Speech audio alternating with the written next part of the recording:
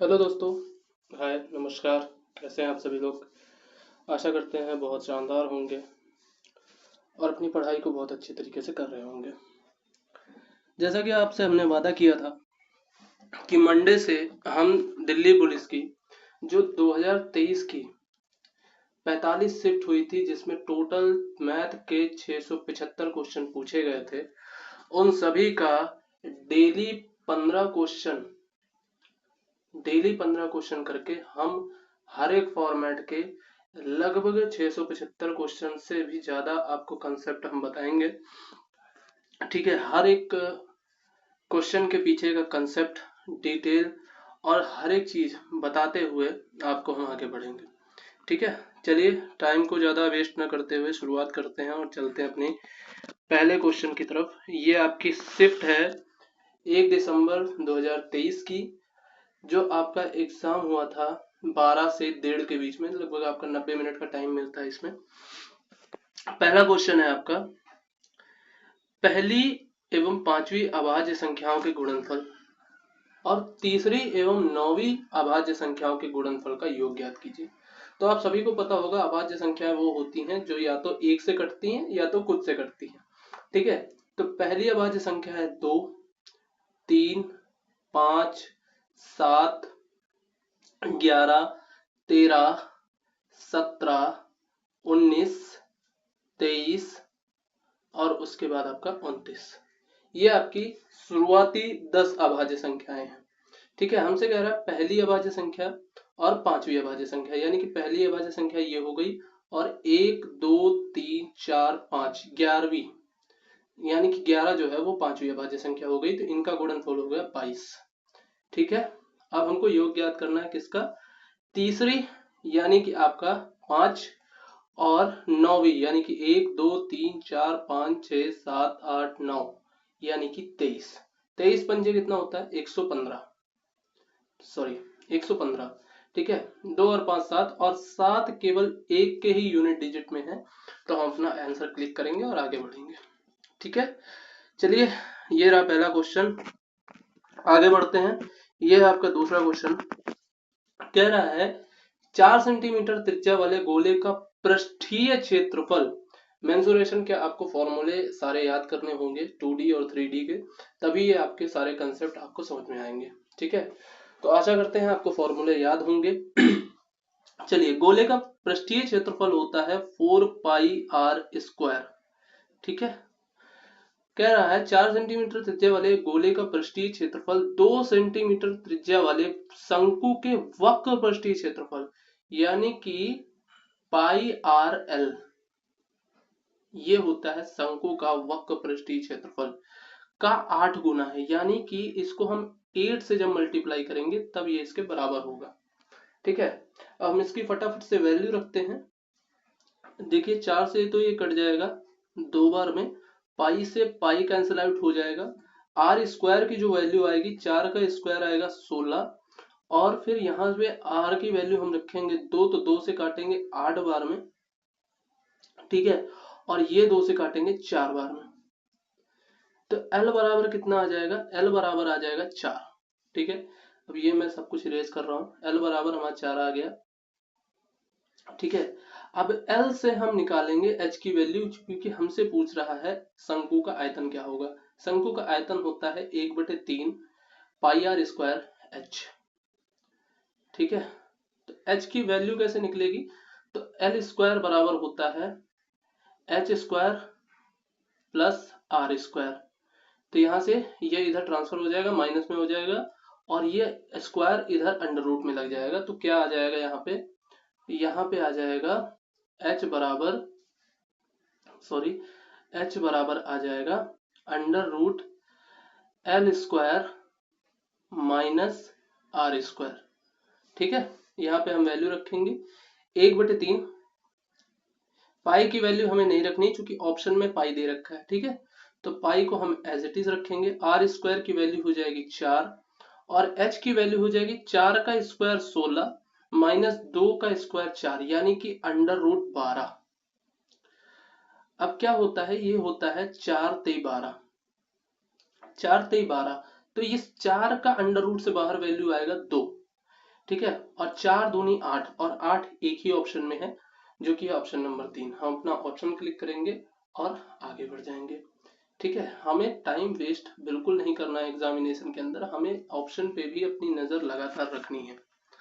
ठीक है, अगले क्वेश्चन की तरफ बढ़ते हैं। अगला क्वेश्चन कह रहा है हमारा, एक शहर की आबादी 1 लाख है, अगले वर्ष इसमें 12% की वृद्धि होती है और उसके बाद इसमें अगले वर्ष 10% की कमी होने की उम्मीद है। अंत में नई आबादी कितनी होगी, हमें ये ज्ञात करना है। ठीक है, तो इसमें हम सक्सेसिव भी लगा सकते हैं। सक्सेसिव कैसे लगता है, a plus minus B plus minus a into B upon 100।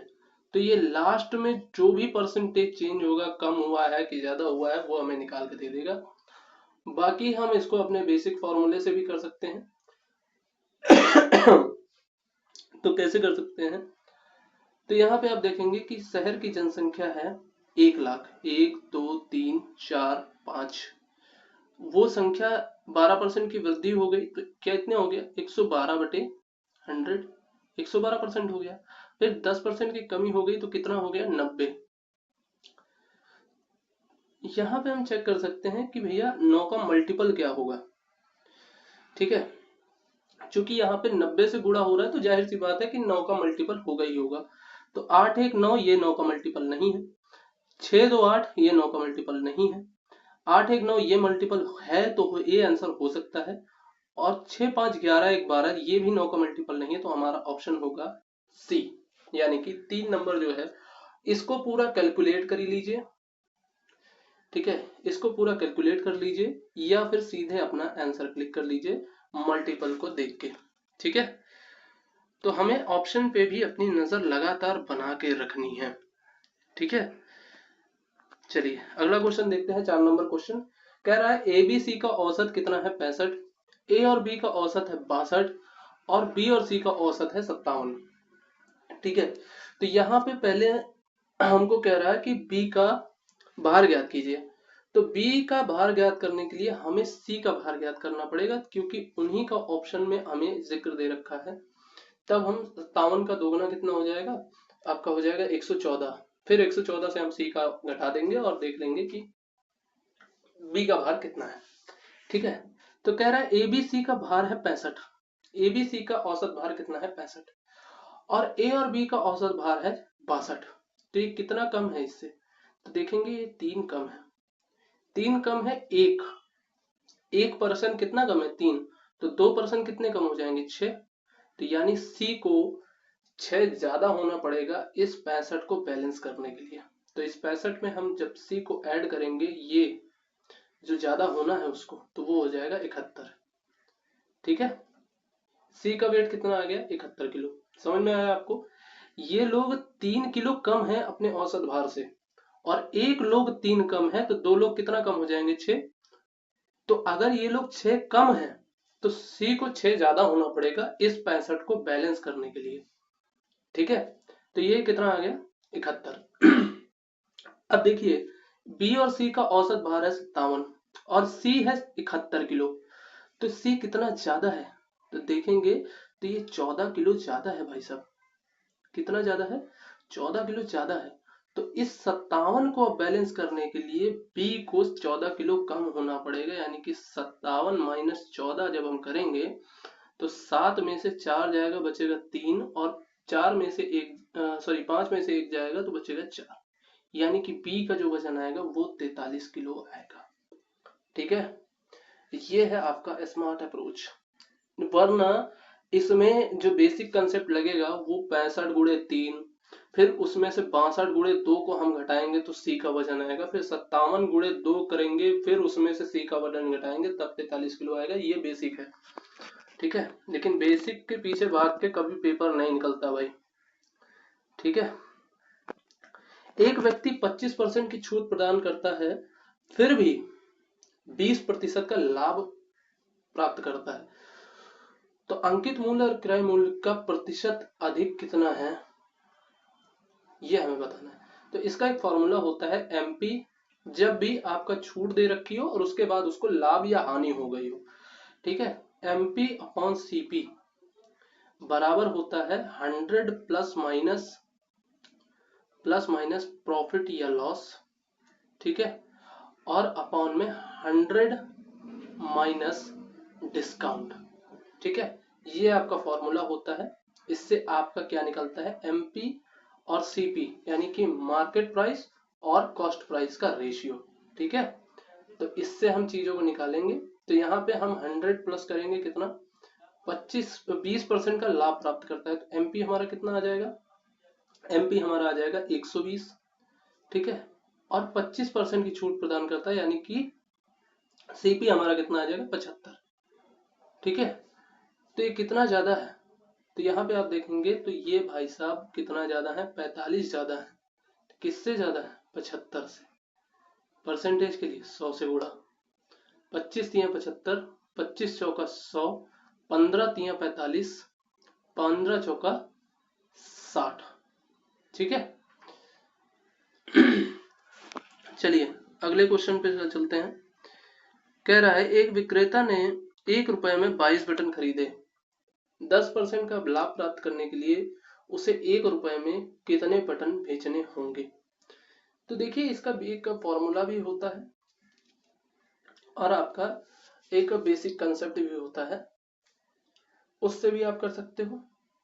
फिलहाल जो आपका फॉर्मूला होता है वो होता है P1 अपॉन Q1, यानी कि इसका मैं मतलब भी बताऊंगा, 100 प्लस माइनस प्रॉफिट या लॉस, ठीक है।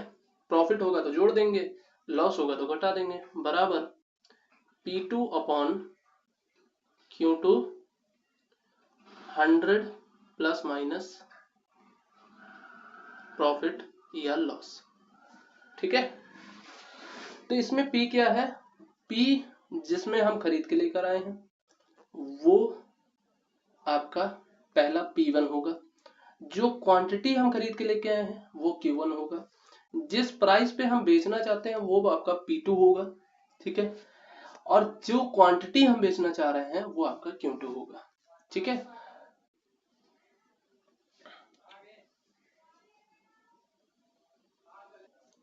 तो यहाँ पे देखेंगे एक विक्रेता ने 22 बटन 1 रुपए की दर से खरीदे, यानी कि पहला P1 आपका 1 हो गया, 22 बटन खरीदे, ठीक है, और उस पे खरीदा है उसने, तो इसको ना तो प्रॉफिट हुआ है ना तो लॉस हुआ है, तो हम सीधे 100 कर देंगे उसको, ठीक है। अब उसे 1 रुपए में ही बेचना है तो P2 भी कितना हो जाएगा, 1। Q2 हमें पता करना है और उसे कितने का लाभ चाहिए, 10% का, यानी कि 110, ठीक है, 110 हो जाएगा। यहाँ पे देखेंगे 1 0 से 1 0 ये कट जाएगा और 11 दूनी 22, यानी कि 20 आपका आंसर आ जाएगा, ठीक है। इसमें एक तरीका और होता है कि हम क्वांटिटी को बराबर करते हैं और फिर आपका आंसर लेके आते हैं, तो उसकी कोई जरूरत नहीं है, आप सीधे फॉर्मूले पे रखेंगे, सीधे आपका आंसर आ जाएगा। कभी कभी क्या होता है वो पहले कोई प्रॉफिट या फिर लॉस पे बिचवाता है, उसके बाद फिर दोबारा से उसको प्रॉफिट और लॉस पे बिचवाता है, तो ये भी है इसका एक तरीका, वो हमको पता नहीं करना है, ठीक है। अगला क्वेश्चन देखेंगे। कह रहा है कि 8000 पर 1 वर्ष के लिए 6% वार्षिक ब्याज दर से और छमाही रूप से चक्रवृद्धि किए जाने वाले चक्रवृद्धि ब्याज के बीच में अंतर ज्ञात कीजिए। अच्छा, तो देखिए हमसे सीधे सीधे कह रहा है कि भैया 8000 पे जो आपका 1 साल में 6% की दर से प्राप्त होगा जो ब्याज, तो 6% की दर से कितना होगा, एक ही बार ब्याज लगेगा 6% का, डबल जीरो से डबल जीरो कट जाएंगे, आपका कितना आ जाएगा 480, ठीक है, कितना आ जाएगा 480। अब हमसे कह रहा है कि भैया इसी पैसे पे 1 साल के लिए हमें ब्याज लगाना है, लेकिन किस रूप में, छमाही रूप में। तो छमाही का मतलब कितना होता है, वर्ष का आधा, 6 महीने, 1 साल में 12 महीने, वर्ष का आधा यानी कि 6 महीने, तो परसेंटेज दर जो होगी वो भी आपकी आधी हो जाएगी, यानी कि कितनी हो जाएगी, 3%। 8000 का जब आप 3% निकालोगे तो 2 जीरो से 2 जीरो कट जाएंगे, 8 कितना हो जाएगा 24, यानी कि एक बार आपको मिलेगा 240 और दूसरी बार जो दूसरे 6 महीने में मिलेगा वो 240। तो ये 240 मिलके कितना बनाएंगे 480, तो ये तो कैंसिल आउट हो जाएंगे, ये आपका कोई भी फर्क नहीं डालने वाले। लेकिन दूसरी छमाही में आपको इस ब्याज के ऊपर भी ब्याज मिलेगा, यही होता है चक्रवृद्धि ब्याज, यही आपका फर्क डालेगा। और ये निकल के आएगा 240 का 3% के हिसाब से एक बार का ब्याज कितना आएगा, तो 24 तिया 72 यानी कि 7.2। ठीक है, कितना आएगा 7.2, ये आपका करेक्ट आंसर होगा। ठीक, चलिए आगे बढ़ते हैं। एक ट्रेन अपनी सामान्य चाल में 16% की वृद्धि करती है और अपने गंतव्य पर 30 मिनट पहले पहुंचती है। ट्रेन द्वारा सामान्यतः कितना समय घंटे में लिया जाता है? यानी कि वो आपसे पुरानी वाली चाल पूछ रहा है। 16% की वृद्धि करता है यानी कि कितना हो जाएगा 16/100, 4 चौक 16, 4 पच्चीस हम, यानी कि ये आपका रेशियो निकल के आएगा 16% का। यानी कि पहले वो चलता था 25 पे, अब कितना पर चलता है 29 पे, 4 की वृद्धि हो गई। ये आपका स्पीड का रेशियो है। टाइम का रेशियो इसका जस्ट अपोजिट हो जाएगा, 29 से कितना हो जाएगा 25। कितने की वृद्धि हुई, सॉरी कितने की कमी हुई, पहले पहुंचता है यानी कि कमी हुई है उसके टाइम में, तो 4 की कमी हो गई। 4 बराबर हमें दे रखा है 30 मिनट, 30 मिनट 4, और हमें निकालना क्या है, हमें निकालना है पहले उसे कितना टाइम लगता था, यानी कि 29 का मान हमें निकालना है। तो 30/4 गुणे 29। ठीक है, अब हमें ये मिनट में टाइम मिलेगा, तो मिनट में टाइम मिलेगा तो इसको हम घंटे में बजाने के लिए 60 से भाग करेंगे। तो 30 दूनी 60 और 4 दूनी 8, यानी कि 29/8 भाग करेंगे 8 त्रिक 24, 3 से एक ही ऑप्शन है, ऑप्शन नंबर बी। ठीक है, ये आपका बेसिक क्वेश्चन है, आप सभी को पता होगा। 1 से लेके 100 तक कितनी अभाज्य संख्या होती हैं? 25 अभाज्य संख्याएं होती हैं। 1 से लेके 50 तक कितनी अभाज्य संख्याएं होती हैं? 15 अभाज्य संख्याएं होती हैं। और 50 से लेके 100 तक कितनी अभाज्य संख्याएं होती हैं? 10 अभाज्य संख्याएं होती हैं।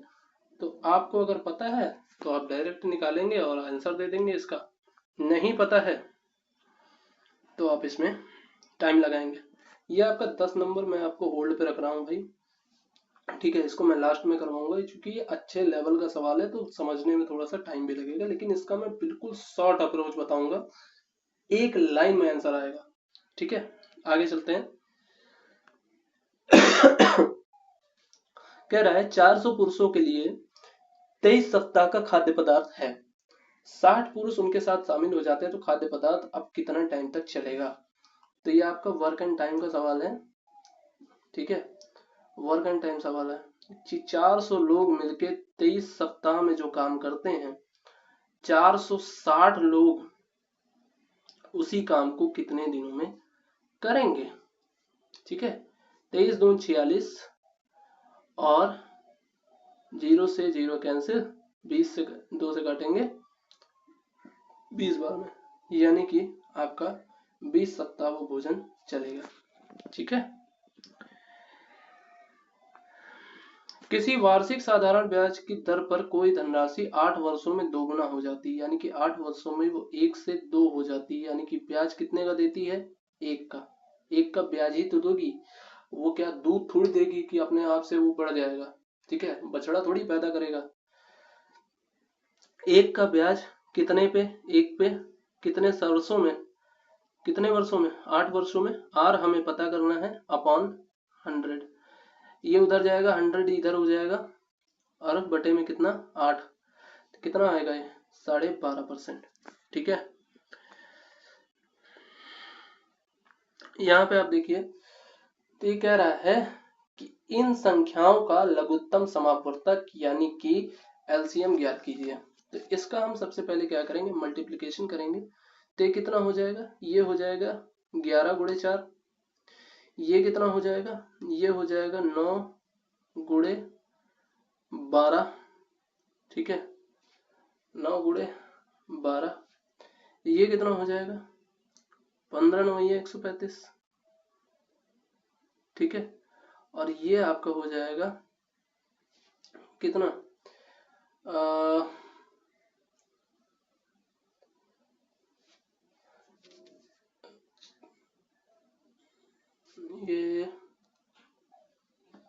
ये कितना होगा, तो 6 2 8 1 9, 9 से कट रहा है ये, तो 9 गुणे कितना हो जाएगा, 9 करना 9 और कितना बचेगा 7, यानी कि 9 × 72, 9 गुणे 8 हो जाएगा। और 198 तो आपका पूरा आएगा ही आएगा, ठीक है। 198 आएगा ही आएगा। 198 का लेकिन हम मल्टीप्लिकेशन करेंगे तो ये किससे कट रहा है, ये भी 9 से कट रहा है, 9 से काटेंगे तो 9 दूनी 18 और 9 दूनी 18, ठीक है। तो यानी कि 198 में आपका 11 आ गया और 9 आ गया, ठीक है। तो 11 हटा दो और हर जगह से 9 हटा दो, ठीक है। 2 आ गया लेकिन 2 की कमी है भाई, ठीक है। 2 आ गया लेकिन 2 की कमी है, अब 4 से भी कट जाएगा तो 4 हटा दो। 12 आया है, इसमें 12 में आपका 4 भी आ गया 3 भी आ गया, तो 12 भी हटा दो, ठीक है। 15 में क्यों नहीं आया, तो इसमें 5 कम है, ठीक है। और 8 से क्यों नहीं घट रहा है, तो 8 में अभी 2 कम है, ठीक है। यानी कि 2 पंचे 10, तो 0 तो कंफर्म आएगा ही आएगा। 2 पंचे 10 यानी कि 0 कंफर्म आएगा, और 0 सिर्फ एक में है, ठीक है। चलिए आगे बढ़ते हैं। दो धनराशियां हैं 5:9 के अनुपात में है। पहली धनराशि है 55, यानी कि 5 की वैल्यू हमें दे रखी है 11, दूसरे की वैल्यू हमें पूछ रखी है। तो हम इसमें डायरेक्ट भी कर सकते थे, अगर 9 का मल्टीपल देखते तो 9 का मल्टीपल 1 ही था, ठीक है। चलिए, एक गांव में एक तालाब है जिसकी त्रिज्या 14 सेंटीमीटर है। तालाब के केंद्र में 14 मीटर व्यास का एक फव्वारा है। फव्वारे को छोड़कर तालाब के क्षेत्रफल की गणना कीजिए। तो इसका कहने का अर्थ ये है कि भैया ये आपका एक तालाब है जिसकी त्रिज्या आपकी 14 सेंटीमीटर है, और इसके बीच में एक फव्वारा है जिसका जो व्यास है वो 14 मीटर है। सॉरी, मीटर में ये भी है और मीटर में वो भी है, तो इसकी कोई दिक्कत नहीं है। तो ये जो एरिया है, कलर चेंज करके मैं आपको दिखा देता हूं, ठीक है।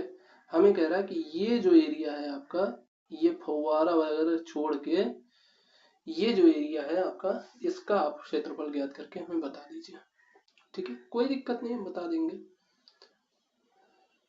ठीक है। तो हम पहले तालाब का क्षेत्रफल निकालेंगे पूरा, तो वो कितना आएगा। तालाब क्या है, वृत्ताकार है, वृत्त का क्षेत्रफल कितना होता है पाई आर स्क्वायर, तो पाई आर स्क्वायर, ठीक है। तालाब के केंद्र में जो फव्वारा है वो भी गोलाकार है, और उसका व्यास कितना है 14, और तो त्रिज्या कितनी हो जाएगी 7, ठीक है। तो उसका क्षेत्रफल हम माइनस कर देंगे, तो पाई आर स्क्वायर, तो पाई हो जाएगा कॉमन, ठीक है। 14 का स्क्वायर कितना आएगा 196, 196, और ये 7 का स्क्वायर 49, ठीक है। तो कितना निकल के आएगा, 16 में से 9 जाएंगे 7, और 18 में से 4 जाएंगे तो कितना बचेगा 14। पाई की वैल्यू रखेंगे 22/7, 7 से काटेंगे 7 दूनी 14, 7 एकम 7, 21 दून 42 की 2 हासिल है कितना 4, 21 दून 42, और 42 और 4 कितना हो जाएगा 46, ठीक है। ये आ गया आपका 462, ऑप्शन डी आपका करेक्ट हो जाएगा। यहाँ पे आपके 14 क्वेश्चन खत्म हुए। चलिए बढ़ते हैं अपने, जो मैंने आपको होल्ड करके रखवाया था भैया, 10 नंबर क्वेश्चन। बेहतरीन सवाल, गजब का सवाल, मजा आएगा आपको सॉल्यूशन देख के कि सिर्फ हमको वैल्यू निकालनी है और वैल्यू पुट कर देनी है, उसके अलावा हमको कुछ नहीं करना। कह रहा है एक कंपनी की आय अर्जित होती है, अर्जित लाभ राशि प्राप्त करने के लिए व्यय को कर के अलावा आय में से घटाया जाता है। ठीक है, कंपनी का अर्जित लाभ जो हुआ है उस पे 22% का कर चुकाना पड़ता है, और यदि करों का भुगतान करने के बाद जो कुल लाभ होता है वो 2340 होता है, जो कि व्यय का 18% है कर के अलावा। ये सारी बातें कर के अलावा हुई हैं। ठीक है, तो अगर हम कंपनी का आय मानते हैं x, ठीक है, ध्यान दीजिएगा, कंपनी की आय मानते हैं हम x, उसमें से हम y नाम का व्यय घटाते हैं तो हमारे पास z नाम का लाभ आता है। ठीक है, उस z पर जब हम कंपनी का कर चुकाते हैं तो हमें 22% कर चुकाना पड़ता है, और उसके बाद हमारे पास जो लाभ बचता है वो बचता है 2340। यानी कि z का 22% कर चुकाने के बाद हमारे पास बचा कितना, 78। ये 78 जो है वो कितने के बराबर है, वो है 2340 के। ठीक है, वह जो ये 2340 है ये व्यय के 18% के बराबर है, यानी कि यही 2340 किसके बराबर है, y के 18% के। दैट मीन्स कि हमारे पास z और y का डायरेक्ट रेशियो आएगा निकल के। ठीक है, यहां से देखेंगे आप 100 से 100 कैंसिल हो जाएगा, इस 2340 को भूल जाइए, ये सिर्फ दोनों को इक्विवेलेंट करने के लिए दे रखा था आपको। ठीक है, 3 से कटेगा ये, 3 छंग 18, 3 दूनी 6, 3 छंग 18, और 2 से और कट जाएगा, इधर आ जाएगा 13 और इधर आ जाएगा 3। ठीक है, तो z अपॉन y कितना निकल के आएगा हमारे पास, 3/13, 3/13। ठीक है, अब इन सबको हम हटा देते हैं। हमें कह रहा था शुरुआत में ही कि भैया जब कंपनी की आय अर्जित होती है उसका लाभ प्राप्त करने के लिए जब उसमें से हम व्यय को घटाते हैं, यानी कि हमने मानी थी आय x, उसमें से जब हम y को घटा देते हैं तो वो हमें z प्राप्त हो जाता है, लाभ। तो x बराबर कितना आ जाएगा, y प्लस z। y कितना है 13, z कितना है 3, मिला के कितना आएगा 16। तो यानी कि 16 का मल्टीपल चेक कर लीजिए, एक ही है, एक ही है भाई साहब, एक ही है। मजा आया, कमेंट करके बताइएगा मजा आया, 15 सवाल करने में, 15 सवाल करने में मजा आया। कुछ भी नहीं है ये सारे सवाल। ठीक है, इसमें से अगर मैं आपको बताऊं तो ये 13 नंबर सवाल ये आपको फंसा सकता था, ये एक 10 नंबर सवाल जो मैंने अभी आपको बताया ये कंफर्म है बहुत सारे लोग छोड़ के आए होंगे। ठीक है, कंफर्म है कि बहुत सारे लोग छोड़ के आए होंगे। 10 नंबर सवाल हो गया।